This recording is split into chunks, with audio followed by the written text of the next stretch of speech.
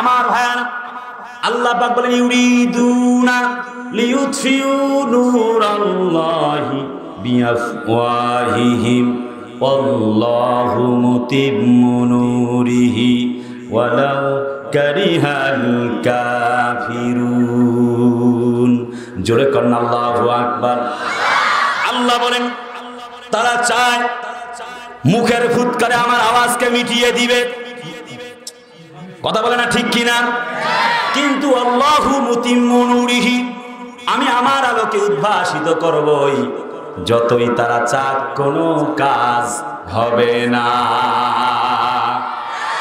আল্লাহ নবীর উপর যখন কোরআন নাজিল হয়ে গেল 610 খ্রিস্টাব্দ, ইকরা বিসমি রাব্বিকাল্লাযী খালাক খলাকাল ইনসানা মিন আলাক। জোরে করেন আল্লাহু আকবার। হ্যাঁ নবীজি, পড়ো তোমার প্রভুর নামে যিনি আল্লাহ পাক তোমার সৃষ্টি করেছেন।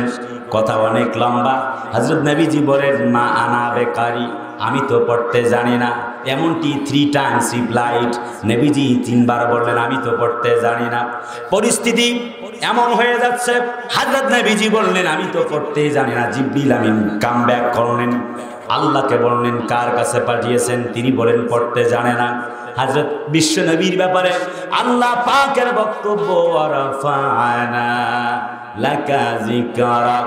জোরে কোন আল্লাহু আকবার। আমি আমার নবীকে উচ্চ মাকাম দান করব। যাও যাও জিবরিল যাও, সিনা মোবারক চাক করে ওপেন হার্ট সার্জারি করে কোরআনে কারীম প্রবেশ করিয়ে দাও। নবীজি আমার কোরআন পেলেন যখন, সাফা পাহাড়ে উঠলেন তখন প্রথম দাওয়াত দিয়েছিলেন পৃথিবীর একমাত্র মহিয়সী নারী, তার পরম প্রিয়া স্ত্রী আম্মাজান খাদিজাকে। বললেন খাদিজা রে, আজ থেকে শুধুমাত্র আমি একজন, তোমার স্বামী নয়। আমার কাছে ওহির কিতাব কোরআন এসেছে, আর দেরি করো না, কলমা পড়ে মুসলমান হয়ে যাও। তাফসীরে ইবনে কাসিরে আসছে হযরত খাদিজা জিজ্ঞেস করলেন না কখন আপনি নবী হয়েছেন, কখন আবার আপনার উপরে ওহী নাজিল হয়ে গেল। হযরত খাদিজা বললেন আশহাদু আল্লা ইলাহা ইল্লাল্লাহু ওয়া আশহাদু আন্না মুহাম্মাদান আবদুহু ওয়া রাসূলুহু। চলে গেলেন দ্বিতীয়ত হযরত আবু বকরের কাছে। 20 বছরের বন্দী, শোনার সঙ্গে সঙ্গে কালেমা পড়লেন। রাসূলুল্লাহ চলে গেলেন সাফা পাহাড়ে, দাঁড়িয়ে বলছেন জাতির লোকেরা সবাই একত্রিত হও। সবাই আসলো, বলল শোনো একটা বক্তব্য আছে আজ আমার। অনেক বক্তব্য শুনিয়েছি, কি বক্তব্য বলো? হযরত নবীজি বলেন শোনো, আমি যদি বলি এই পাহাড়ের কাছে শত্রু আছে, তোমরা কি বিশ্বাস করবে নাকি? লোকেরা বলে অবশ্যই বিশ্বাস করব। নাম ইয়া মুহাম্মদ। তাফসীরে সফওয়াতুত তাফসীর আল্লামা মুহাম্মদ আলী আস-সাবুনী বলেন সকলেই এক বাক্যে বলল বিশ্বাস করব হে আব্দুল্লাহর বেটা মুহাম্মদ। নবীজি বলেন 2 নম্বরের বক্তব্যটা হলো সবাই মিলে পড়ো কুলু লা ইলাহা ইল্লাল্লাহ তুফলিহুন। এক কলমা পড়ো, ঈমান আনো, আল্লাহ ছাড়া আর কোনো মালিকই নাই। আবু জেহেল, উতবা সাহেবা মুগিরার গোষ্ঠী খেপে গেল। ইল্লা আবুল আহাব দাঁড়িয়ে গেল, মাথা উঁচু করে বলছে তাব্বাল্লাকা ইয়া মুহাম্মদ। এরপরে হযরত রাসূলুল্লাহ যখন এই ভাষাটা শুনলেন, তাফসীরে মারিফুল কোরআনে এসেছে হে বেটা মুহাম্মদ তুই ধ্বংস হয়ে যা। হযরত নবীজির মনটা খারাপ হতে লাগলো। হযরত নবীজি বাড়ির দিকে কাম ব্যাক করছে, ঘোরাফেরা করছে, কি করা যায়। In the mean time on the way হযরত জিবরিল আমিন বললেন আল্লাহ এই মাত্র পাঠিয়েছেন। সূরা লাহাব নিয়ে হযরত নবীর উপরে নাজিল হয়ে গেল তাব্বাত ইয়াদা আবি লাহাবিন ওয়া তাব্বা মা আগনা আনহু মালুহু ওয়া মা কাসাব। জোরে করেন আল্লাহু আকবার। আর একটু জোরে করেন আল্লাহু আকবার। নবীজির মনটা ভালো হয়ে গেল।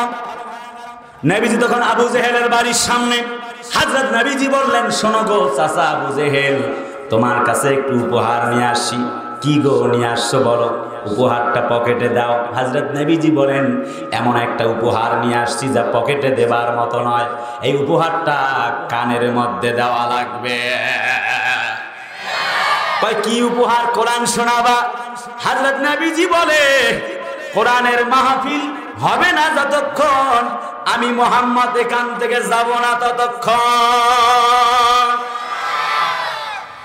এবার নবীজির বিরুদ্ধে খেপে গেল। আবু জেহেল বলে, কি বলতে চাও? একটুখানি বলে চলে যাও। তার আগে চেষ্টা করল গলা ধাক্কা দিয়ে নবীজিকে তাড়িয়ে দেবার জন্য, কিন্তু আল্লাহর নবী, মায়ার নবীজি, আমার প্রাণের নবীজি, দয়ার নবীজি, আল্লাহর নবীজি কোরআন শোনাবেন। আবু জেহেল চেষ্টা করে, দেখি তো একটুখানি কান থেকে সরানোর ব্যবস্থা করা যায় নাকি। একটু ধাক্কা মারার চেষ্টা করে।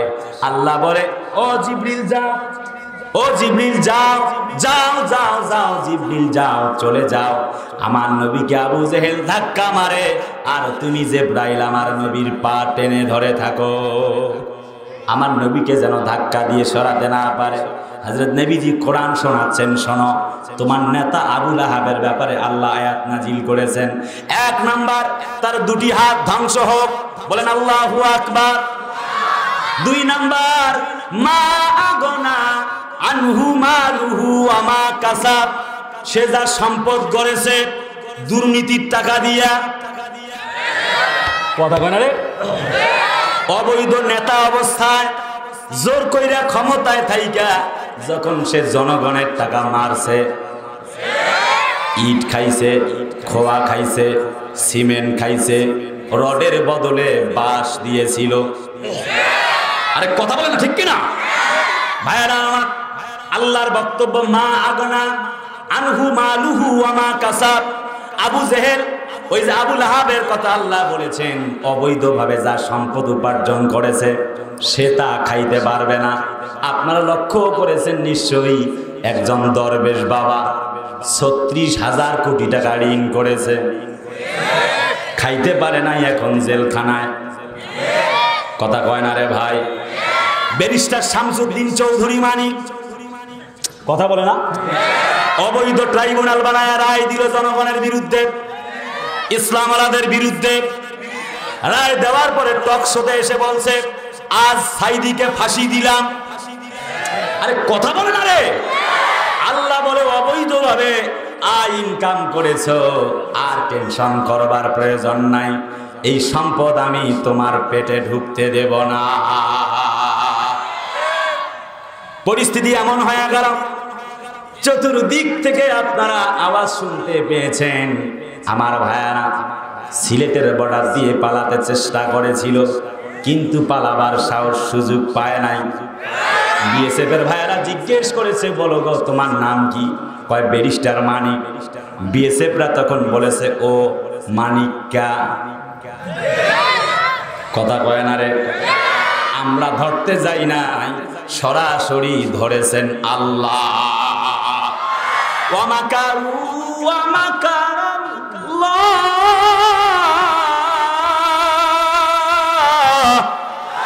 ওয়াল্লাহু খায়রুল মাকিরিন।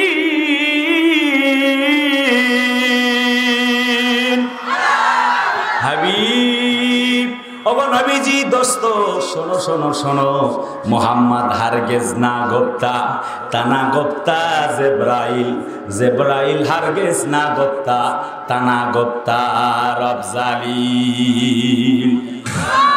মুহাম্মদ খরমরে মোস্তফা বস, মুহাম্মদ হাবিবে হামদে খোদা বস। ও নবীজি, হযরত জিবরিলকে তোমার মতো পাওয়ার দেই নাই যা তোমাকে দিয়েছি। গোটা পৃথিবীবাসী তোমার জন্য পাগল। জোরে কন্যা সুবহানাল্লাহ। আমি রব্বুল আমিন। ও হাবিব গো, এই পৃথিবীতে আমি হলাম আলহামদুলিল্লাহি রাব্বিল আলামিন। হাবিব, আমি হলাম রাব্বিল আলামিন। আর তুমি কে? শোনো, আল্লাহু আকবার ওয়ালিল্লাহিল হামদু। বিসমিল্লাহির রহমানির রহিম। ওয়ামা আরসালনাকা ইল্লা রাহমাতাল লিল আলামিন।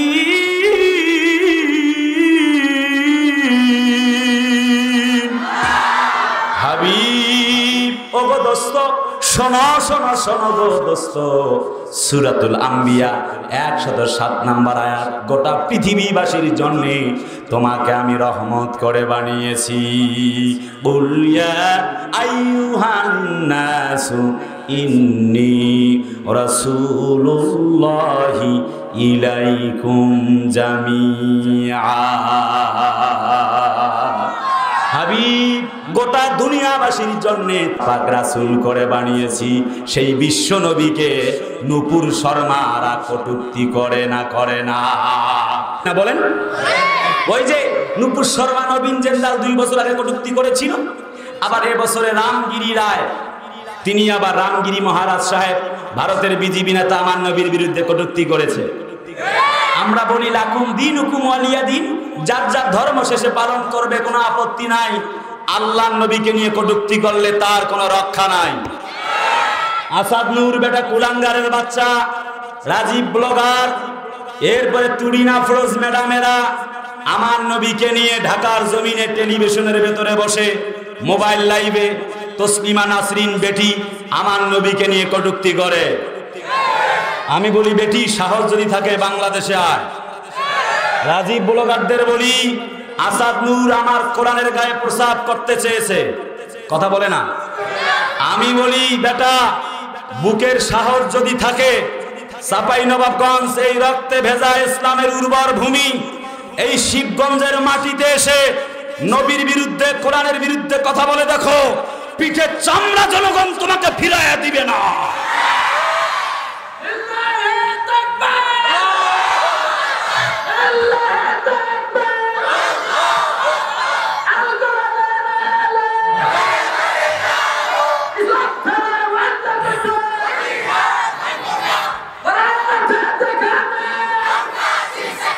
আমার ভাইরা, শুধু কি তাই নাকি? আল্লাহ নবী ইসলামকে নিয়ে কটূক্তি করে, কোরআন সহ্য হয় না, কথা কয় না? এমন লোক আছে না নাই? আরে কথা বলে না, আছে না নাই? তার মানে কোরআন আল্লাহর, কথা চলবে আল্লাহর, জমিন আল্লাহর, আসমান আল্লাহর। তুমি আবার কে?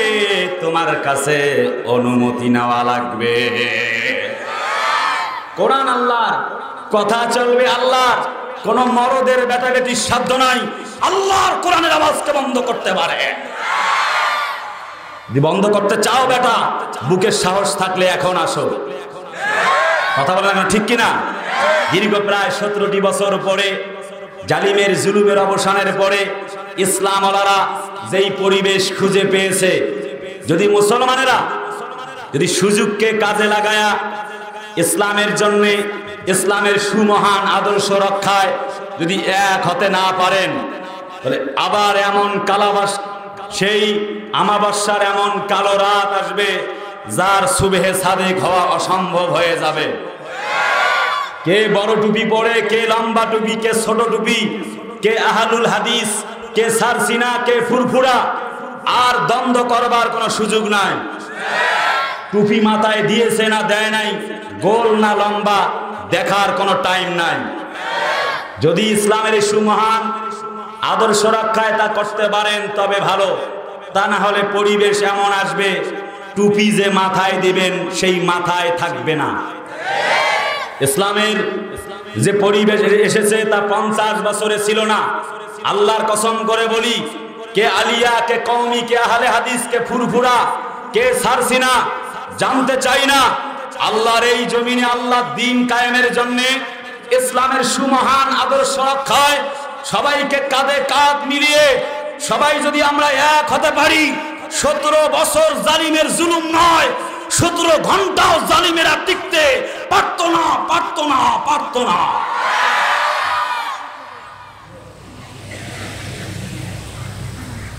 প্রিয় ভাইরা আমার, কষ্ট হচ্ছে? কোরআনে আল্লাহ বলেন, ওয়া কানা হাক্কান আলাইনা নাসরুল মুমিনিন। বক্তব্যটা আমার না আল্লাহ? চিল্লায় কয় না, বক্তব্যটা কার? আল্লাহ পাকের। বিজয় লাভ করবে তবে মুমিন হওয়া লাগবে। সুবহানাল্লাহ কোন। আবার আসবে এই জায়গাটায়, কষ্ট হচ্ছে, মন খারাপ হচ্ছে, ঘুম পাচ্ছে। যুবকদের আওয়াজ আজকে খুব কম পাচ্ছি। যুবকরা, ও মাসুদ ভালো হয়ে যাও। ওরা ওই গানের প্যান্ডেল দেখবেন খুব আছে, কথা কয় না? না, তোমাকে ইসলামের প্যান্ডেলেই থাকতে হবে। তুমি আর্জেন্টিনা আর ব্রাজিলের পাগল হয়ে লাভ নাই। কিছু যুবক তো আছে প্রিয়তমার সাকিব খানের পাগল। যত কথা রাখা ছিল এই বুকে জমা, তোমাকে জানিয়ে দিলাম ও প্রিয়তমা। আবার কয় ঠিক, ওই শয়তান। কি পরিমাণ দুষ্ট এরা। কাকা তো যখন ছিলেন, কাকা বলতেন মাসুদ ভালো হয়ে যাও, খেলা হবে বলে কাকায় গেল পালাইয়া, ঠিক না? আরে কথা কয় না রে, ঠিক কিনা? এখন মাসুদ আমি তোমাদেরকে বলছি ভালো হয়ে যাও।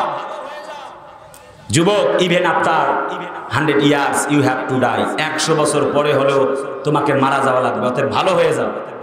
বর্তমান যুবকদেরকে পরীক্ষা করার জন্য টেস্টার লাগবে না।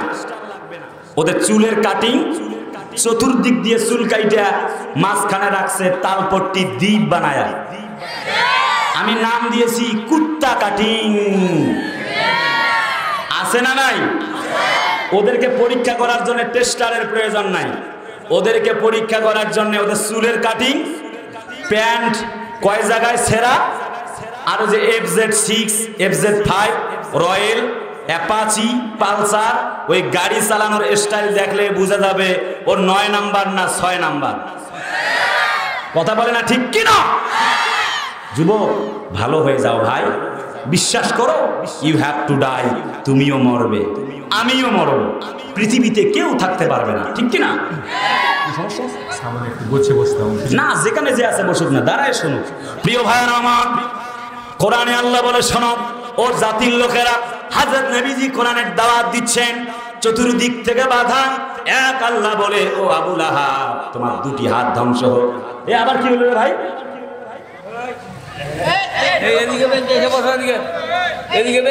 সমস্যা, যেখানে জায়গা পান নাই দাঁড়ায় থাকেন, চট নাই মাটিতে বসে থাকেন, ঠিক কিনা? বারবার সামনে আগান পেছনে যান, এগুলো বলতে পারবো না। প্রিয় কলিজার টুকরা ভাইয়েরা আমার, আল্লাহ রাব্বুল আলামিন মানব জাতির জন্য সব তথ্য দিয়েছে। একটু ধারাবাহিক না শুনলে হবে না, তবে খুব বেশি লম্বা করব না। আল্লাহ পাক এবার আবু জেহেলের কান পর্যন্ত পৌঁছে দিলেন। এক আবু লাহাবের 2টি হাত ধ্বংস হোক। তার শাগরিদকে শোনাচ্ছে নবীজি, শিষ্যকে, যে তোমার নেতা আবু লাহাবের 2টি হাত ধ্বংস হোক। 2, সে যা সম্পদ অর্জন করেছে তা ধ্বংস হোক। ওই যে ব্যারিস্টার শামসুদ্দিন চৌধুরী মানিকের কথা বলতেছিলাম, মনে আছে না? এবার বিএসএফেরা গলায় গামছা লাগাইছে, লাগায় টাইনে নিয়ে আসতেছে। ও চাপাইবাসী জিজ্ঞেস করতে চাই, গলার মধ্যে গামছা লাগায়া কাদেরকে টানা হয়? চোর, চোর। ওরে আল্লাহর সর্বনাশ! আহা, কলার পাতা গায়ে দিয়েছিল, পালায় লাভ হয় নাই, ঠিক না? আহা, ওমাকারু ওমাকারাল্লাহ, ধরাটা কার? ইন্না বাদশা রাব্বিকা লাশাদীদ। আল্লাহর পাকড়াও বড় মারাত্মক। ওই যে হারুন আঙ্কেল, কথা কয় না রে, কথা কয় না, ঠিক না? আল্লাহ পাক কি পরিস্থিতি করলেন? ওই সম্পত্তি খাইতে পারছে? বেনজি চাচা পারছে? আল্লাহ যেন মনে করে ওই যে ঝিনাইদহের মাটিতে একজন এমপি, এই তো এখন পর্যন্ত 6-7 মাস হয় নাই, বিদেশের মাটিতে গিয়ে পাশের রাষ্ট্রে মারা গেল। অবস্থাটা কেমন ছিল? তার রাজত্বকালে সোহান নামে একটা ছেলে ইসলামী দল করত, ইসলামী ছাত্র শিবির করত জন্মে, তার নির্দেশে তাকে খুন করা হয়েছে। নাম নিতে চাইছিলাম না, কিন্তু অনাকাঙ্ক্ষিত বের হয়ে গেছে। এখানে আমি কোনো দলের কথা বলবার জন্য আসি নাই, কিন্তু আল্লাহ যেন মনে হয় বলতে চায়, ও সোহানের মা, তোমার সোহানকে খুন করেছে, গুম করেছিল, কথা কয় না?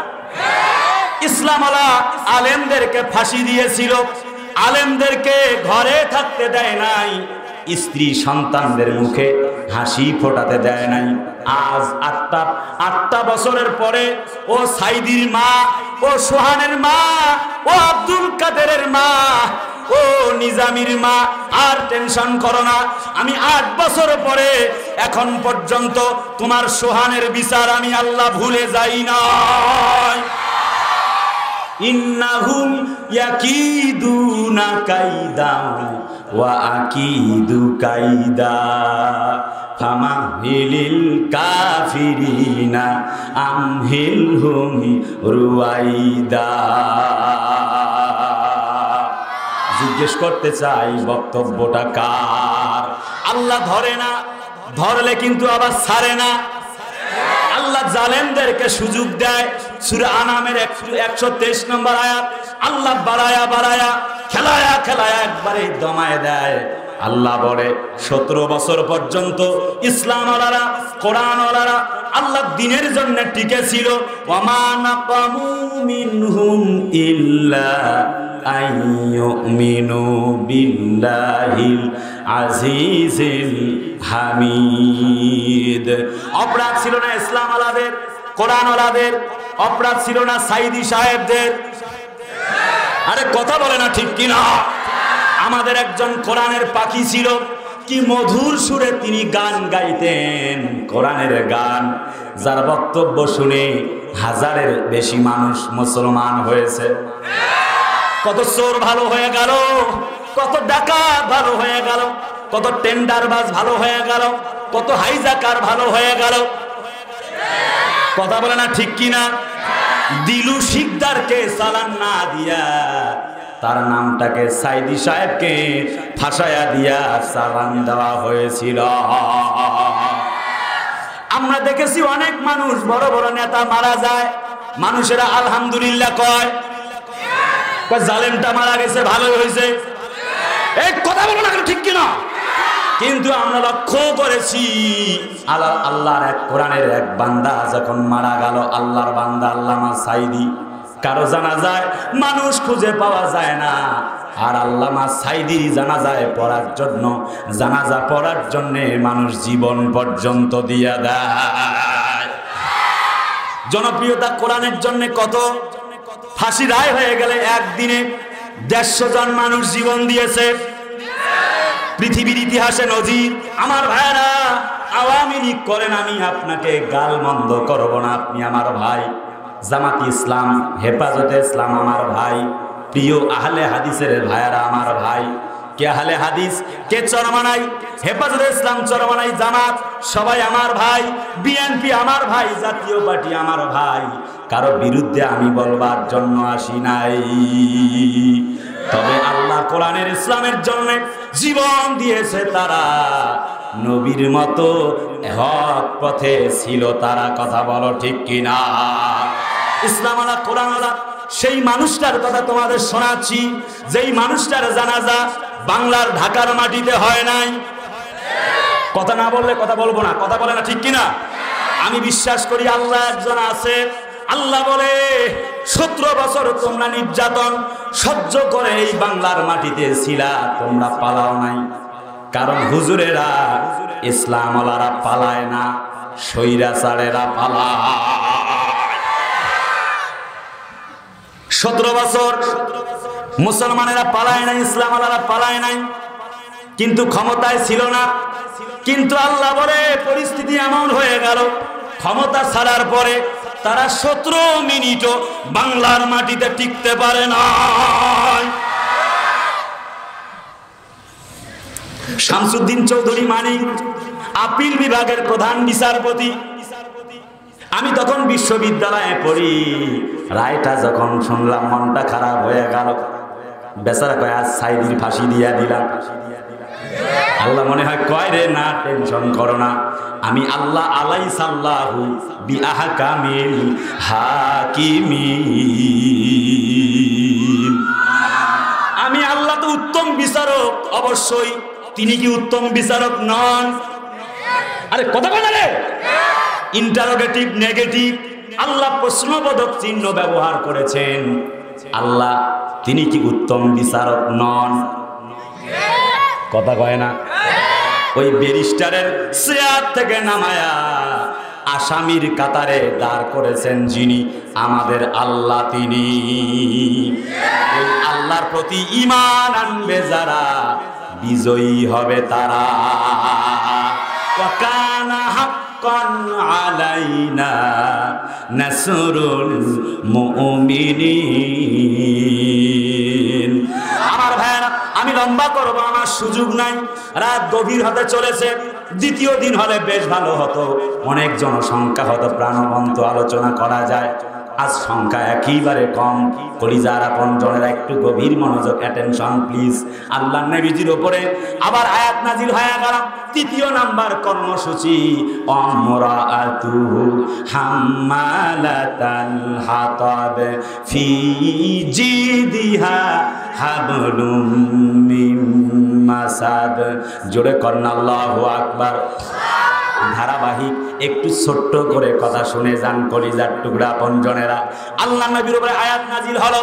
শুধু আবু লাহাব নয়, ওই যে রাক্ষসী মহিলা যেটা ছিল উম্মে, ওই যে জামিলা কথা বলে না কেন? অর্থাৎ নবীকে গালমন্দ করত, বারবার তাকে কষ্ট দেওয়ার চেষ্টা চালাতো আবু লাহাব তার স্ত্রী মিলে। আল্লাহ বলে আবু লাহাবের স্ত্রী পর্যন্ত ধ্বংস হয়ে যাবে। জিজ্ঞেস করতে চাই, সেই আল্লাহ আজও আছে না নাই? ওই আবু লাহাবকে ঠান্ডা করছে যেই আল্লাহ, সেই আল্লাহ এখনো আছে নাকি পরিবর্তন হয়েছে? এই চিল্লায় বলো, সে আল্লাহ আছে না নাই? যখন আয়াত নাজিল হয়ে গেল, তাফসীরে ইবনে কাসির থেকে বলছি, আল্লামা ইবনে কাসির রাহিমাহুল্লাহ বর্ণনা করেন, দুই সন্তানকে অর্ডার করলো, নাম হলো উতবা আর উতাইবা। বলল, বেটা যা যা যা, মুহাম্মদের দুই মেয়েকে তালাক দিয়ায়। কাকে কইলাম? কোন তো কাকে? মুহাম্মদ সাল্লাল্লাহু আলাইহি ওয়াসাল্লামের দুই মেয়ে আবু লাহাবের দুই ছেলের সঙ্গে বিয়ে হয়েছিল। আবু লাহাব আর নবী মুহাম্মদ সাল্লাল্লাহু আলাইহি ওয়াসাল্লাম আপন বিয়ে। কথা বোঝা গেল? বুঝতে পারছেন? Attention please dear brothers and sisters, please response me. একটু কথা বলা লাগবে, আপনাদের কষ্ট হয়ে যাচ্ছে না তো? প্রথম দিন অল্প সময় কথা বলে ক্লোজ করতে চাই। প্রিয় ভাইরা, আসছি যেহেতু এত দূর নদী পাড়ি দিয়ে, মনে হচ্ছিল যে ফুলসিরাত পাড়ি দিচ্ছি। আরে সর্বনাশ, নর্মালি নদী পথে মাহফিল খুব কম নেওয়া হয়।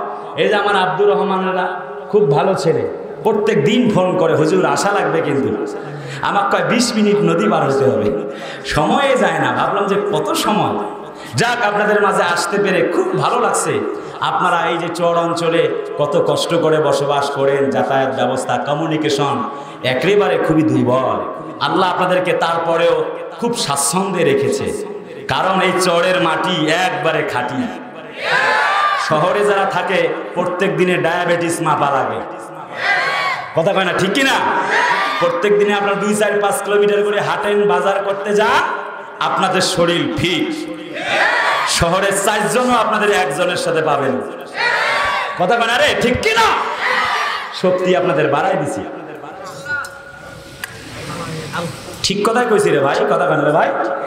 ভাইরা, বন্ধুরা, 2 সন্তান এসে তালাক দিল, নবীকে বলল তোমার মেয়ে 2টা তালাক। 2 মা দাল্লা সাহিবুকুম মা গাওয়া। কোরআনের তাফসীর থেকে বলছি, তাফসীর ইবনে কাসির। 1 তোমার মেয়েকে তালাক দিলাম, 2 মা দাল্লা সাহিবুকুম মা গাওয়া। যেই সাথী কোরআন নিয়ে চলাফেরা করো, ওই পথভ্রষ্ট কিতাব মানি না। কন্না ওযুবিল্লাহ। অথচ আল্লাহ পাক বলে, ওয়ানাজ্জালনা আলাইকাল কিতাবা তিবিয়ানাল লিকুল্লি শাইইন ওয়া হুদান ওয়া রাহমাতান ওয়া বুশরা লিল মুসলিমিন। আল্লাহ বলে, আমি আপনার উপর যে কিতাব নাজিল করেছি গো নবী হাবিব, এই কিতাবে সব বিষয় আছে। সুবহানাল্লাহ কোন আছে? অ্যাস্ট্রোলজি, কসমোলজি, বায়োলজি, জীব বিজ্ঞান, পদার্থ বিজ্ঞান, সমাজ বিজ্ঞান। কোরআন মানবে যারা, সফল হয়ে যাবে তারা। আল্লাযীনা ইয়াসতামিউনাল কাওলা ফায়াত্তাবিউনা আহসানা উলাইকাল্লাযীনা হাদাহুমুল্লাহ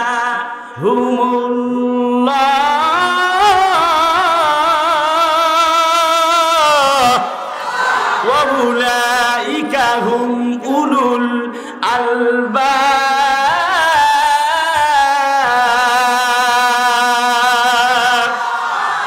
আল্লাযীনা যাহারা ইয়াসতামিউনাল কাওলা, এই যে কোরআনে কারীম বলেছে, কোরআনে কারীম শুনেছে, ফায়াত্তাবিউনা আহসানা, উত্তম ভাবে কোরআন মেনেছে।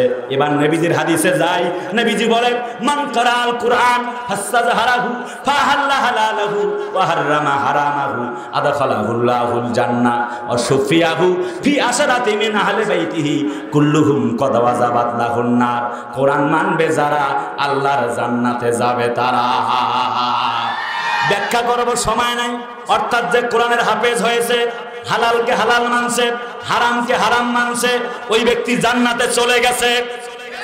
শুধু ও একা নয়, ওর বাপ দাদা 14 গোষ্ঠী থেকে, ওর হুজুর, ওর লজিং বাড়ি মাস্টার যেই বাড়িতে খেয়েছে, চাচা চাচা জেঠা বাবা মা ভাই বোন আত্মীয় স্বজন থেকে, আশারাতে মিন আহলে বাইতিহি, আশারাতুল মানে হলো 10। তাফসিরে সফওয়াতুত তাফসির আল্লামা মুহাম্মদ আলিয়া সাবুনি লেখেন তাশরিহুল আয়াতাল কারিমা, ব্যক্তি যখন আল্লাহর কোরআন হেফজ করেছে, কোরআন মেনেছে, আল্লাহ তাকে 10 জনের সুপারিশের ক্ষমতা দিয়ে দিয়েছে। আমি যদি বলি, ও আমার চাপাইবাসী বলেন দেখি, আপনার কার কার সন্তান আছে আপনি মারা গেলে জানাজা দিতে পারবে? হাত তোলেন তো, হাত তোলেন। কার কার আপনি মারা গেলে আপনার সন্তান জানাজা দিতে পারবে? কার কার সন্তান হাত তোলেন।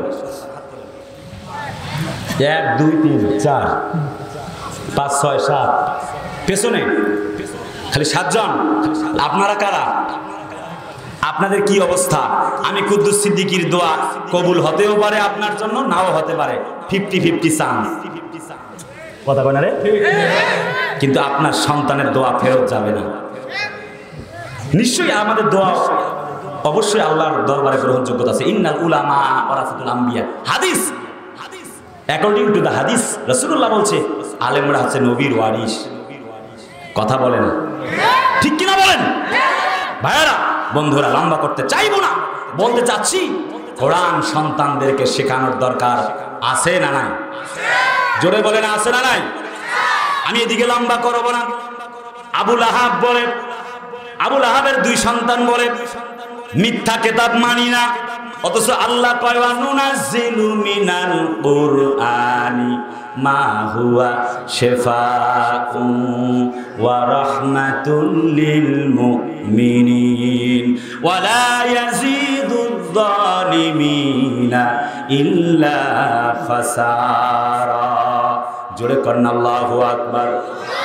কোরআন মানবে যারা, এখানটা আল্লাহর বক্তব্য হচ্ছে কোরআন হচ্ছে শেফার কিতাব। রোগ যেমন ওষুধে ভালো করে, নফসের রোগ রয়েছে, আল্লাহর কোরআন নফসের রোগ ভালো করে দেয়। কোরআন যদি মানি, ব্যক্তি জীবনটা কোরআনের মতো সুন্দর হবে। কথা বলা লাগবে রে ভাই। যদি সমাজ জীবনে মানেন, এই সমাজটা সুন্দর হবে।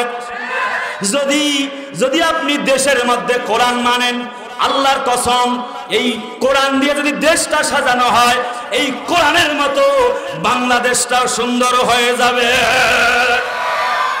কিন্তু দুঃখজনক হলেও সত্য, বাংলাদেশের মানুষ শান্তি চায়, শান্তির ইসলামকে ভোট দেয় না। কারণ রাতের বেলা 1000 খাইছে, দিয়ে গেছে অমুক নেতার চরিত্র, ফুলের মতো পবিত্র, নামাজ পড়ে না 1 ওয়াক্ত, গাঞ্জার ভক্ত 5 ওয়াক্ত। আরে জোরে বলা লাগবে ঠিক কিনা?